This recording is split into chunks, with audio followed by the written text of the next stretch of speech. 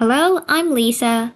Today, let's step into the shoes of the 16th century Portuguese adventurers, sailors, traders, and missionaries who dared to cross oceans and became the first European to connect Japan with the wider world. This is the story of the Namban trade, seen through Portugal's eyes. Our journey starts far from Japan, in Lisbon, the capital of a tiny kingdom with big dreams.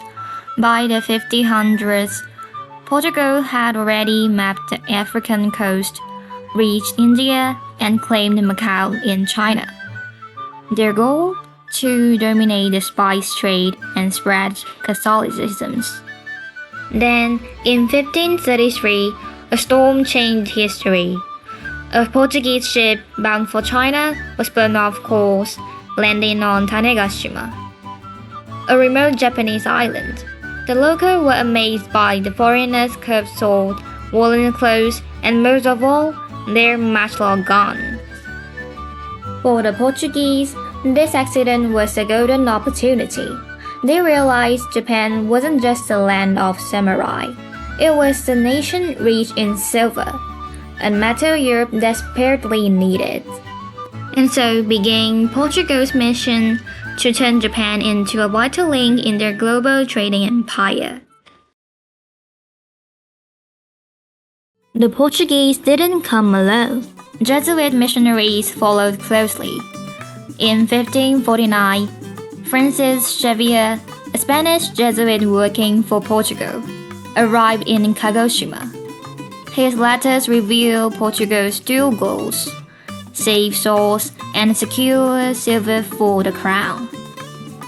In return, they gained access to Japan's silver mines, so much silver that Portuguese ships carried 40 tons of it annually to China and Europe. Showing trust, the Portuguese adapted. They learned Japanese etiquette, gifted exotic items like clocks and globes, and even helped warlords like Ottoman modernize their armies with European guns. But their greatest weapon was Nagasaki. In 1571, a Portuguese captain negotiated with a local lord to turn this fishing village into a bustling port. For decades, Nagasaki was essentially Portugal's gateway to Japan. The Portuguese didn't just trade goods, they traded ideas. Beyond guns, they introduced medical knowledge, shipbuilding techniques, and even the concept of hospitals. And also, words like pan, botan, and tempura entered Japanese. Besides, churches with stained glass rose in Kyushu and Japanese artists painted Namban screens showing Portuguese traders in striped pants and feathered hats, a symbol of exotic prestige. Yet, Portugal's most lasting gift was accidental. When missionaries translated prayers into Japanese, they helped standardize the language. One Jesuit even compiled the first Japanese-European dictionary. But by 1600, Portugal's influence began to crumble. Rival Europeans, the Spanish, Dutch, and the English arrived, spreading rumors that Portugal planned to colonize Japan.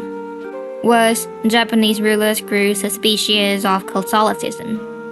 In 1637, Catholic peasants in Shimabara rebelled, using European guns. The shogun blamed Portugal. By 1639, he banned all Portuguese ships, declaring, "Let them never return, not even as castaways." Why did Portugal fail? They bet too much on missionaries and underestimated Japan's fear of foreign control. Meanwhile, the Dutch offered a pragmatic alternative: trade without religion. Though expelled, Portugal left marks that endure. Nagasaki's soul, food fusion, and globalization's blueprint. Nagasaki's soul means the city's oral church still whispers of his Catholic past. Food fusion means tempura, now a Japanese icon, beginning as a Portuguese dish for fasting days. Globalization's blueprint means the silver trade connected Japan to Macau, Goa, Lisbon, and beyond, a prototype of today's supply chains.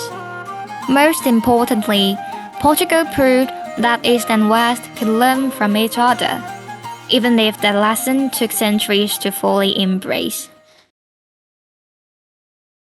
The Portuguese came to Japan seeking riches and souls. They left with neither, but their legacy is far greater.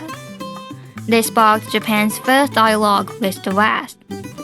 As we live in an age of renewed global tension, let's remember these Portuguese pioneers. They remind us that curiosity, even when mixed with ambition, can build bridges. Bridges that outlast wars, politics, and time itself. Obrigada.